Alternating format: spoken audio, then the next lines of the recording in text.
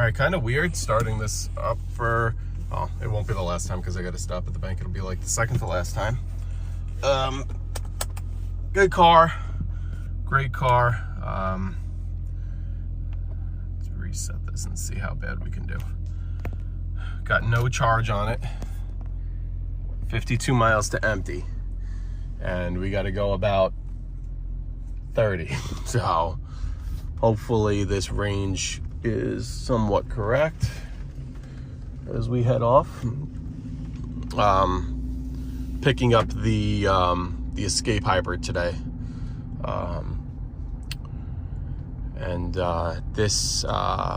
This Fusion Energi, was a 2019. I bought this CPO that came off a lease. Got me back and forth to my day job, which is pretty far. I do about 140 miles a day, a little less, but 130, high 130s, 137, 139, something like that. You can see right there, focus, 102 and change on the clock. And I picked it up at 30. So put about 70,000 miles on this. I picked this up in 2022. It's 2024. So 70,000 miles in 2 years. 2 years and maybe 2.5 years, because I picked that up at the end, at the early spring, like March, basically. End of March, something like that. 2.5 years, a little over 72,000 miles, whatever it's got. So you can tell that's just driving in this car, obviously. That's not including any of the trucks, not including driving my wife's car, not including whatever. So you could tell, but Ford, actually, this was kind of worked out huge to my advantage. So long story short, I was using my 350 to commute down to work, and that's a lot of miles. Miles, that's a diesel truck. I don't really care about the miles, but at the end of the day, it's a lot of fuel. So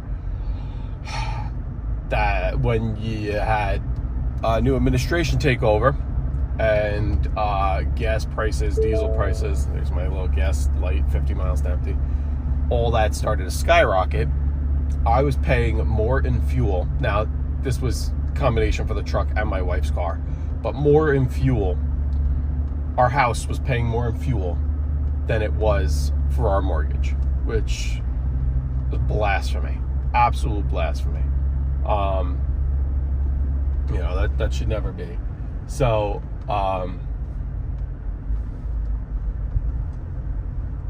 that cop was hanging in somebody's driveway. That was slick. Unmarked Durango. So that's that was crazy. And then I'm like, I can't afford this. And I was like, I don't know, maybe I just kind of, I don't want to say give up on the business, but maybe put the business on, because this was kind of when we were moving into our new, a little right after we were moving to our new house. So I wasn't I didn't have a crazy amount of clients. I was transitioning between clients down where I used to live and clients where I live now, and that transition period, it was less, and everything was out of control with pricing, and I was kind of like, oh, maybe I'll just take a break from this. And I'm not necessarily giving up and quitting it, but just I can't afford to operate this. I can't afford to have the truck and all the operation costs and whatever. And my wife is like, no. She's like, you gave up the truck. You gave up having a truck once before. And she's like, and it ruined you. You're not going to do that again. We're going to make it work. And I was like, all right, well, maybe I'll get a beater. But the problem is I work in a really bad area. Work in a bad area in New York City. I don't want something that's going to break down on me, not be able to start and leave me stranded where I work. So, but at the same time, I'm not pie. You don't want car prices are out of control. You don't want a crazy payment on a car, so on and so forth. So what do you do? So I was kind of looking around, and car prices were starting to take off. Some dealers had crazy prices. Some dealers still kind of had the old prices. Some were somewhere in between.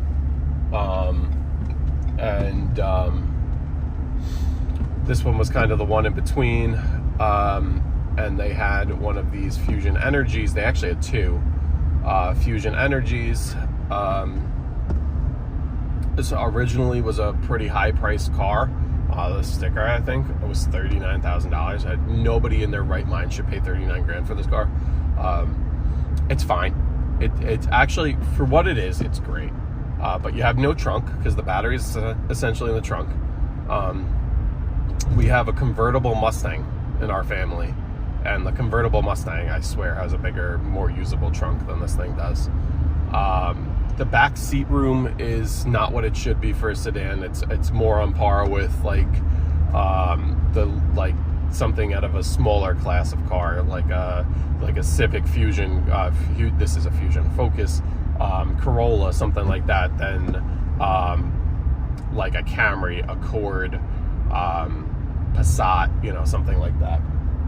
So, but just for me by itself, it worked out great.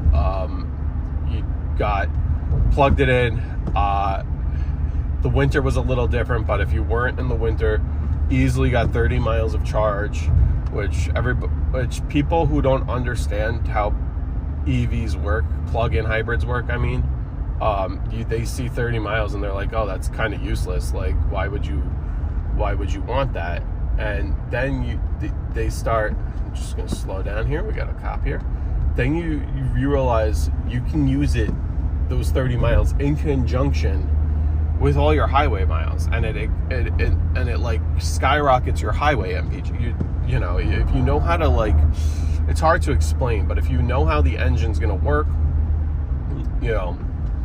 there's a couple different philosophies. I don't use the EV on hills because it just drains the EV. I'd rather use the gas motor on hills and stuff, and then anything that's flat or going downhill, especially where you're coasting a lot of the time, use the EV and really extend that range. So this car, and it's kind of counterintuitive. Like, you would think the more miles you drive, the better MPGs you get with highway, but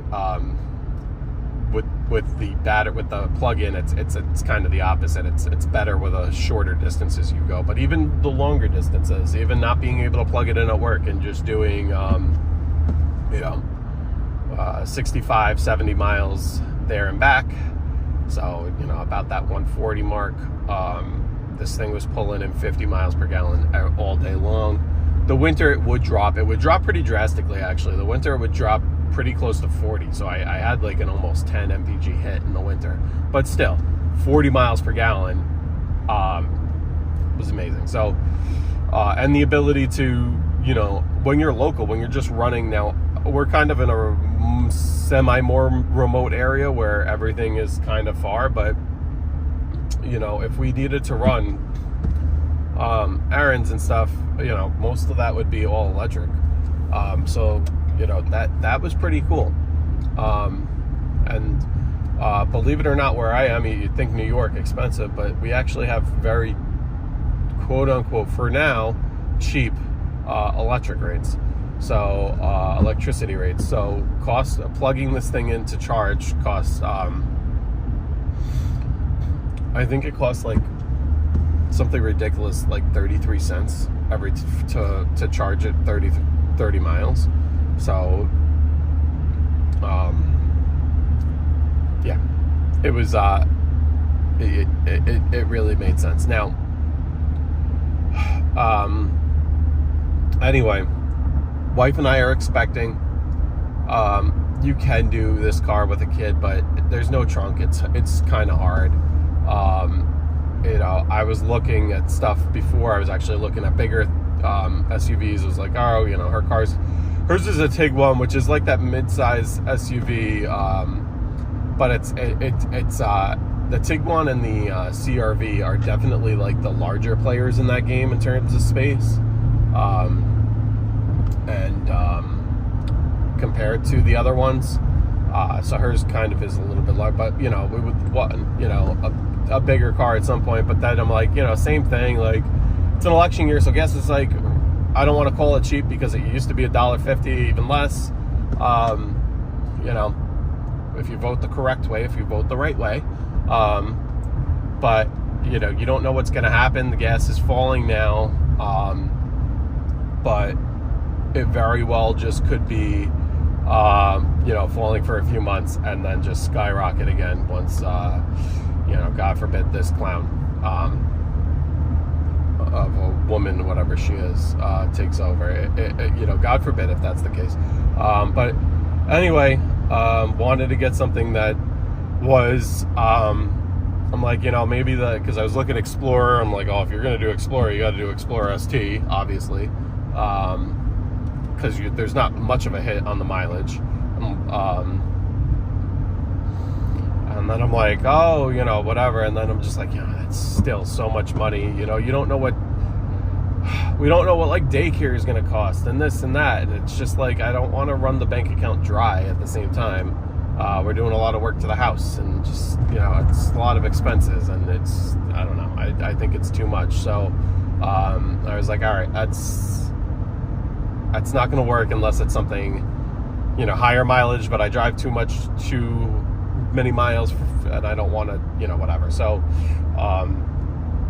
my local Ford dealer, my favorite Ford dealer, I'm obviously pretty far from a Ford dealer, as you can tell, as we're driving a half hour. They had it was kind of interesting, 2 Escapes. Now, I was not really a fan of the Escape, but the interiors of them got redesigned with a really nice big screen and just really nice. They had 2 of them. One had 5,000 miles, one had 6,000 miles, and they were both Platinums, which that's a whole nother story for another time. To me, it's not a Platinum. It doesn't have massaging seats, doesn't have cooled seats, doesn't have a lot of things, doesn't have power folding mirrors. Like, to me, there's like some luxuries that are really, really missing on that. But anyway, but other than those, fully loaded up Escape.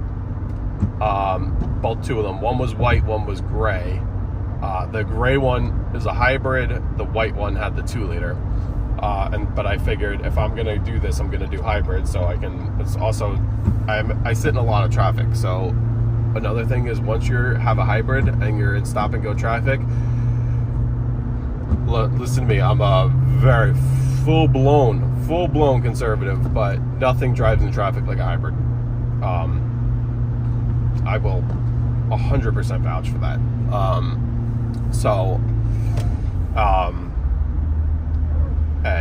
We needed more room for the little one that's on the way, trunk for strollers, that kind of thing. So ended up getting this Escape with 5,000 miles, 5 on the nose, like 5,000 miles, full CPO, gold CPO, Ford, whatever, warranty, whatever. It's a little more than 10 grand off the MSRP, so I'm paying like 34 for it, and it was 45 was the sticker. So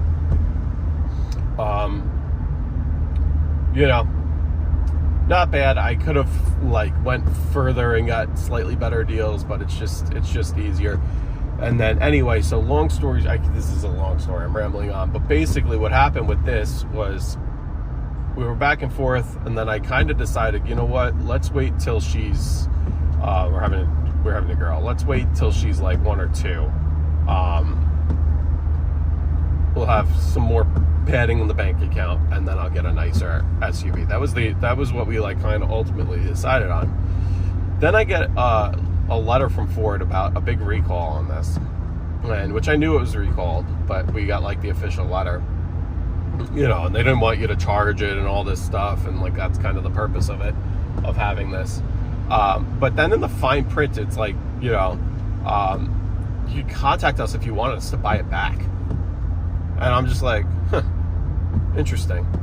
So I was just kind of entertaining that. I was like, I wonder what they'll buy it back for. And they said fair market value plus 15%, and they put everything cars as good condition. So, all right, they give you a little bit of a premium. So, I'm like, I'm only going to drive this thing more into the ground where the value just tanks. I'm like, maybe I should do it. Well, I locked in the price, which what they were going to give me, which was it was basically like $13,000 was what they were going to give me for the car. This process takes a little while. It's about a month and a half into the process, and we're finally almost there. Within that month and a half, so the value of the car, so like they gave, let's just use round numbers. Let's say they give me 13. The value at the car at the time was 10.4, I think. Okay, so they gave about a $2,500 premium. All right, now fast forward to today. A week or two ago, I got an email because I have like through Carfax, I get like a monthly report on what the values of all the cars are that we have are. The value of this dropped with mileage and whatever to between 7 and 8. So if I were to trade this in, the trade-in value is between 7 and 8 right now, and they're giving me 13. So talk about a no-brainer. And I bought this when the cost of cars were high, so I am a little upside down on it. Even with the 13 they're giving me, I owed 15 on it. So whatever, I'm gonna stop at the bank right now, get a check for Ford. But that doesn't bother me at all. The fact that I could get out of this into something new, something high tech, something good to have a baby. But at the same time, something semi-efficient to commute to work and not cost me not just more money and how much more money the vehicle is, but more money in fuel as well. So anyway, I'm excited. Also, it has all-wheel drive, and one of the things that I was kind of stuck with in the winter was going to Salt. 99 times I take the truck, but there's one property that's out of the way, and it just requires the littlest bit of salt that you can literally hand spread. It's an old lady, but the money is worth it. Actually, I shouldn't say that. The money is not worth. The money to maintain the account all year is worth it. The money for the winter is not, but the contingency is I take care of her during the winter. So the money during the winter is not, but it would make more sense for me just hitting her on the way home from my day job. And there's been a few times where I've taken this car home on a, like, not even like super bad sketchy weather day, but this is front wheel drive, and I did have snow tires on it. But like, it'd be like sleet and ice and whatever, and she had like kind of a high incline to get up into the driveway, and this would be like spinning a little bit, and I didn't like that. So it's nice that, like, God forbid, I could throw a bag of salt in the back of this Escape. We'll put snow tires on, but at least this one has all-wheel drive too. So, oh my gosh, we're 20 minutes in. I'm looking at the video now. We're 20 minutes in. I'm gonna cut this here as we Lambo in the rain. Nice. They said, this kind of sucks. They said the rain was gonna hold off until 2. So I wanted to get here, and as you can see, I don't know if you can see, but it's raining, the roads are wet, so that sucks. Hate having a new car that's just gonna get destroyed in one day, but it's just too hard with my schedule to pick it up during the week. So we're picking up today, and then I think I will have to go back during the week, even though I said I couldn't pick it up during the week. I could stop by really fast to sign a paper or two, because Ford is basically, it's so stupid, but Ford has to send them paperwork. They quote unquote overnight it to them, but the process, the system that overnights it takes 2 weeks. So you're not overnighting it. But the 2-week mark is Tuesday. So when Ford's supposed to get it is Tuesday. So sometime this week I have to go, and these curves are so freaking gnarly, and there's always an accident. Always an accident. especially when it starts to rain now. It's early morning on a not like early, it's 9:30 on a Saturday, so there's not too many cars out here, but yeah, nonetheless, let's see if we can get through. Just make sure we don't spin out. I am leaving this, they are taking this car back with new tires, which is kind of unfortunate, but it does really need brakes, so at least I didn't do that. It is what it is. But anyway, my next video, I guess I'll show the new car, and the car will, is really just used for my commuting and daily life, but I will do like some estimates and stuff in it, so I guess there will be a small percentage that's used for the business. But anyway, have a great weekend, guys. Go get them. Peace.